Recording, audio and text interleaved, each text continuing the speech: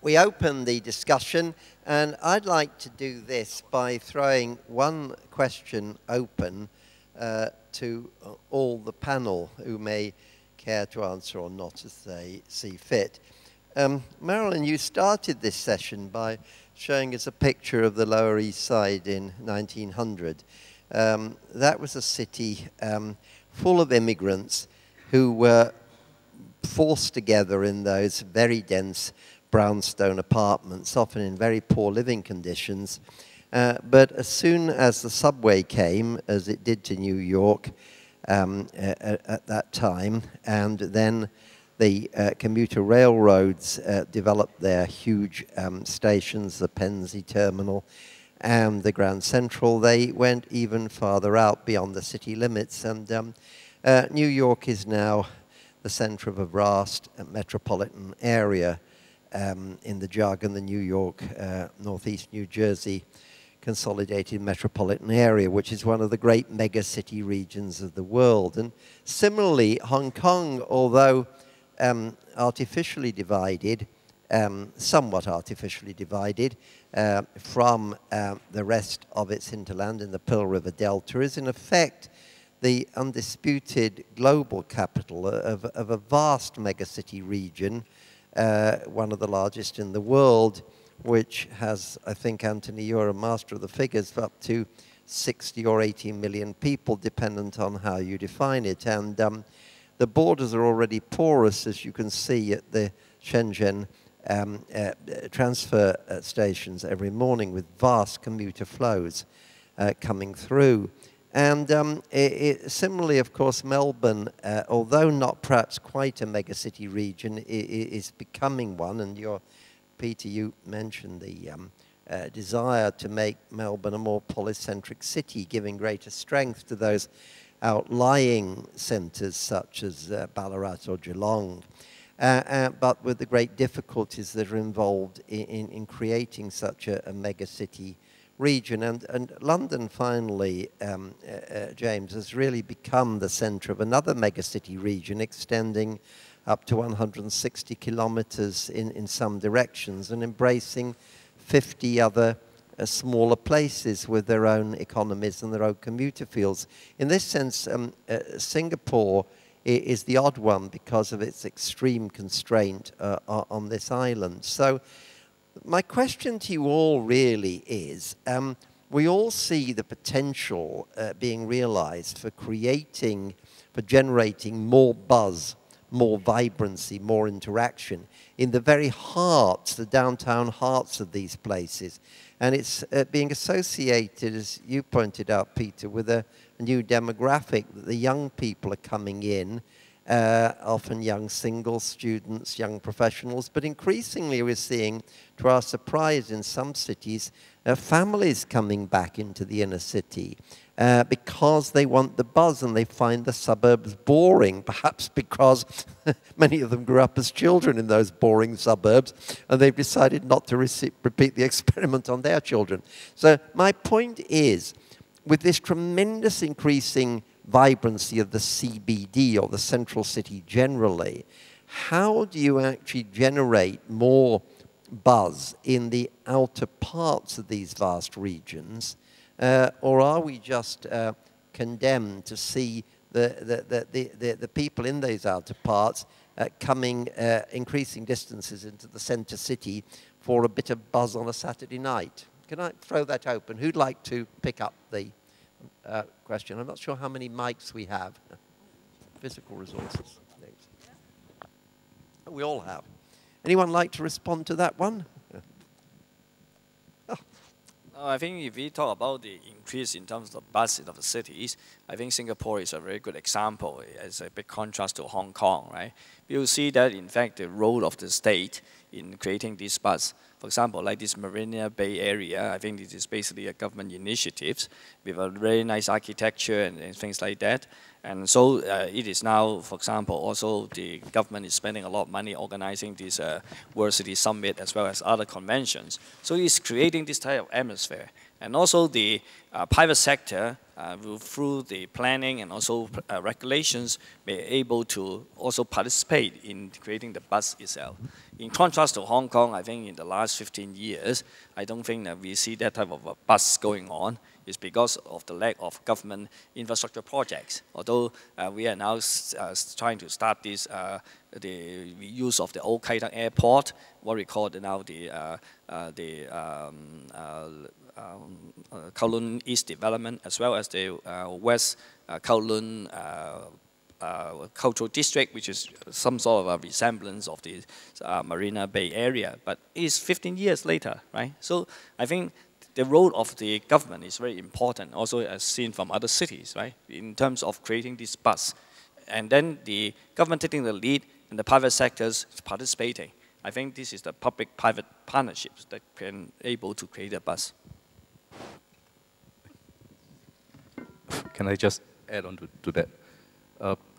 I think what we have done quite differently in the CBD compared to the new CBD in the Marina Bay compared to what we used to design the CBD in the old days. In the old days, we tend to compartmentalize how the city is designed. There's a part for business, there's a part for residential, and the CBD in the old days was designed to be very residential. And what we found eventually that was actually not a very good use of land in a land-scarce country like Singapore.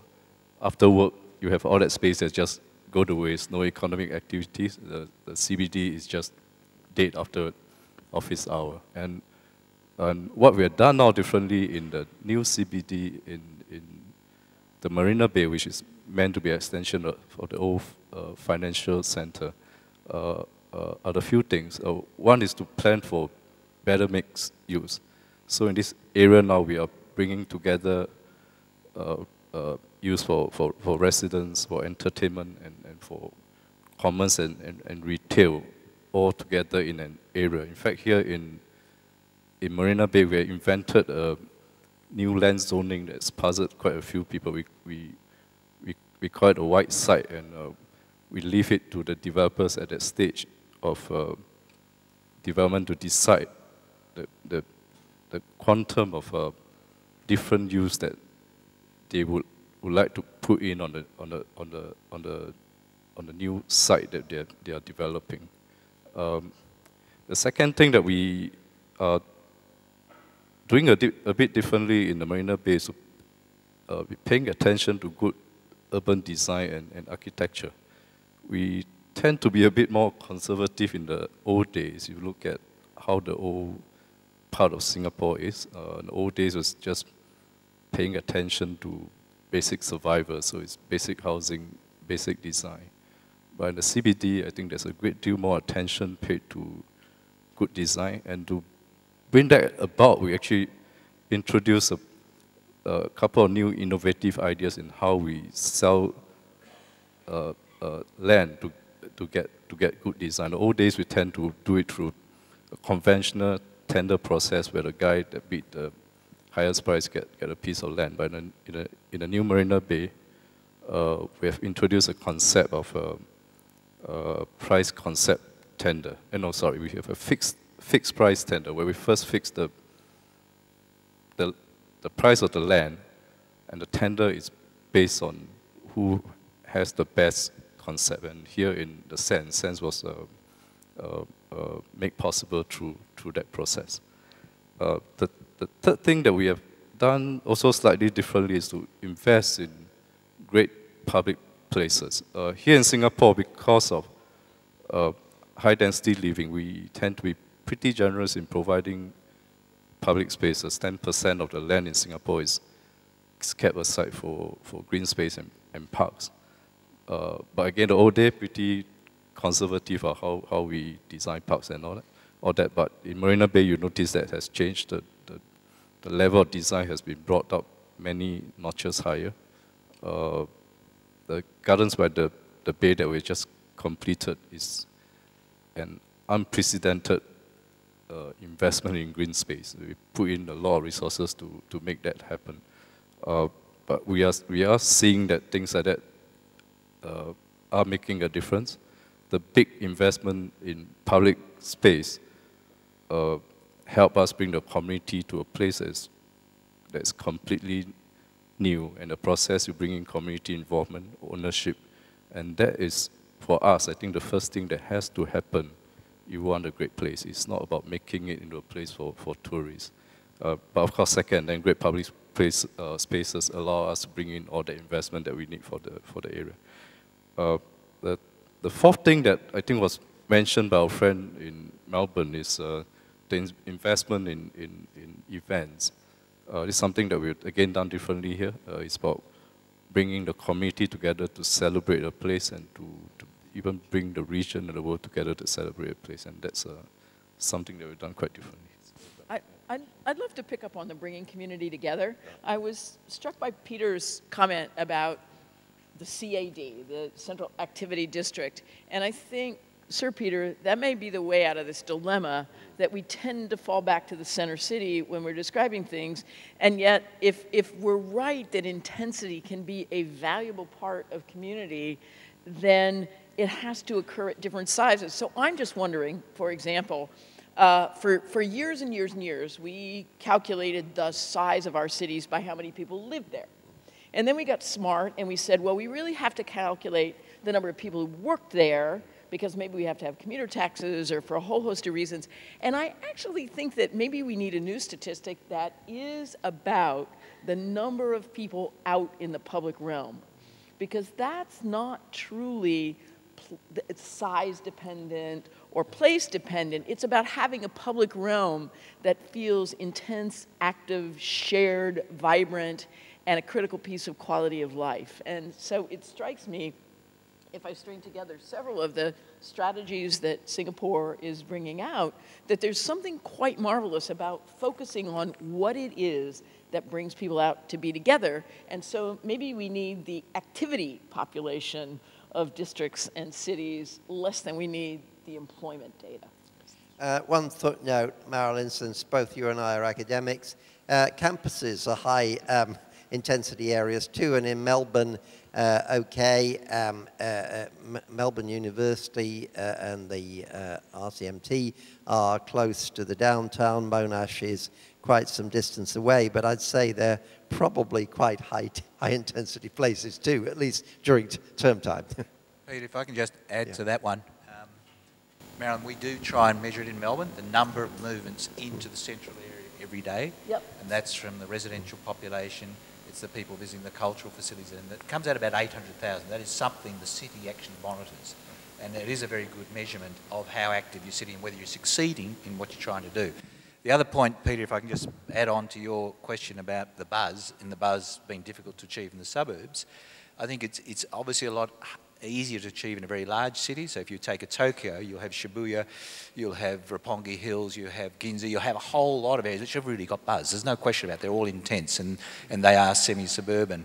And then the other point is that it's important sometimes to have differentiation, right? So if you have a suburban area, so again, if you take San Francisco or Boston, you have the downtown area, but you have, say, Cambridge, or you have Berkeley, which they have a buzz. It's just a student buzz, right? It's a different population, different level of activity, but it has that differentiation, which is also important. But that's hard to achieve in many cases, right? Thanks. And James has had his you made a great point around 50 smaller places in the southeast of England associated with London. And I'd sort of summarise the drivers of the buzz being, one, economic.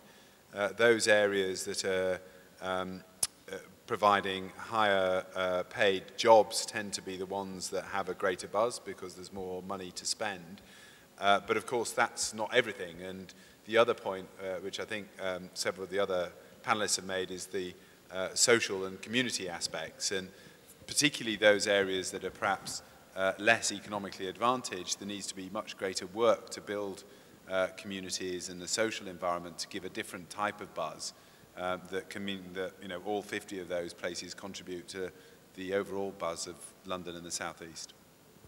Thanks, and I'm tempted to say, to extend this, two of those places are rather famous university cities, Oxford and Cambridge, and they're pretty intense, and there are many other university cities in that 50 which also have their areas of intensity. Likewise, the San Francisco Bay Area has two great campuses in Berkeley and Stanford. And Silicon Valley's got a fair amount of buzz going to it, but it's not associated with a conventional high-density city. Now, where the marvelous technology up here that you can't see is flashing madly, saying overtime, 4 minutes and 13 seconds overtime at this point, but all we're doing is trespassing on your tea time, so I propose to trespass a little longer and open up the electronic discussion, and the big vote comes from this one. Sadly or fortunately, humans are highly adaptable. What clear signs show that a city has reached its carrying capacity? And then there's a subsidiary question about parks and open spaces and what role they play. But I think the general question is one worth staying with, especially in highly constrained cities like Singapore. When is enough enough, and can it be enough? The demographics you've suggested are complex. The birth rate is slowing, as is typical, but you have a very high rate of immigration because all our cities are highly attractive to new people. So at what point does a city have to display the full up, go home sign? Anyone want to pick that one up? Well, I suppose London's a good place to start, isn't it? And this is a real hot topic at the moment because it has a great deal of political engagement and balancing the desire to attract talented people to drive innovation within the city with overcrowding, and also the fact that you have to open the city to all sorts of other communities, and using that as a strength in terms of creating diversity and excitement, and again an element of buzz becomes a really key feature around all of that. And I'm not sure I can give you an answer, but getting that strategy right is absolutely essential for the success of London and by implication other major global cities. Yes, and I could add as a fellow Londoner that we do see certain key signs of strain in the UK economy in what's called regional imbalance. Some people suggest that the London economy is in effect floating off as a kind of offshore island from the rest of the UK. And one index of this is, of course, the extraordinary London housing market, which is going up at the time when the rest of the UK housing market is going down. And there can be a problem there, I think, of the winner-takes-all principle, so evident throughout life nowadays, and the fact that maybe increasingly a few cities are just going to win out over the rest. I'm very conscious of this flashing sign here, but I'm going to trespass for one more minute, and the next most voted question is, actually it's to you, James, but let's throw it open to the panel. What is a model oats intense city that's not compromised sustainability, and what's enabled and defined its success? Anyone want to tackle that one?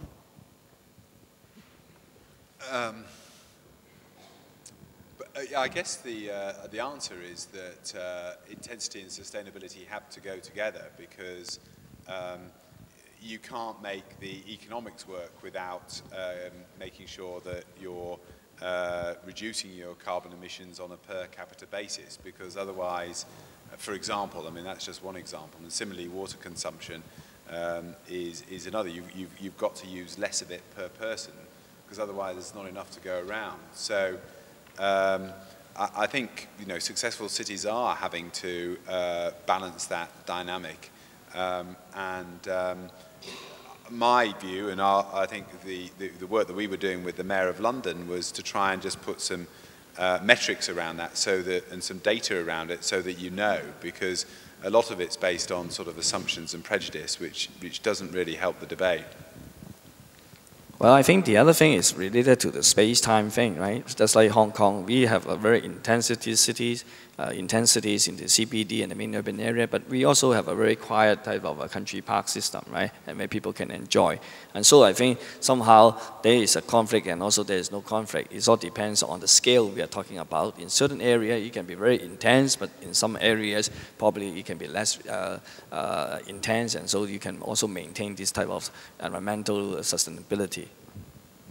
I'd also like to say that Marilyn and I were both on the panel for the Lee Kuan Yew World City Prize. We had some excellent examples that you saw displayed yesterday. To name only a couple, Copenhagen and Malmö, as brilliantly successful European cities that have certainly not compromised sustainability, or indeed Vancouver, another example that rated very highly.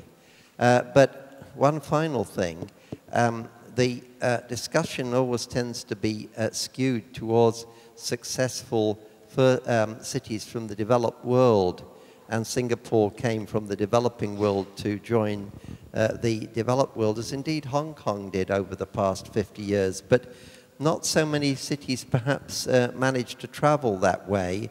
And as we realized, Marilyn, I think, in that remarkable visit to Kaieletcha, there are places in the fastest growing cities of the world that are far from sustainable on any index, including the most basic index of safety, of freedom from being murdered.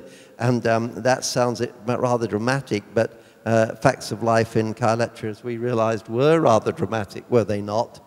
And all praise to the remarkable initiative there. And I think we really do need to close by meditating on the implications for the most rapidly growing cities of the world.